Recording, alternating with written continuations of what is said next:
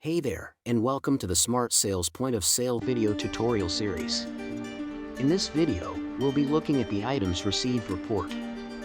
First, log into the SmartSale inventory and reporting application.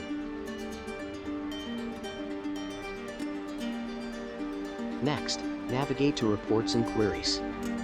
Under Panel C, look for Items Received History. Here, you'll see a list of all items received within a particular date range, for example, from today, yesterday, or even months back. If you want to view today only, just click on Submit. To view yesterday or a specific date only, select the same date for both the from and to fields, then press Submit. If you'd like to show a large range, simply change the from date to an earlier one, then click Submit.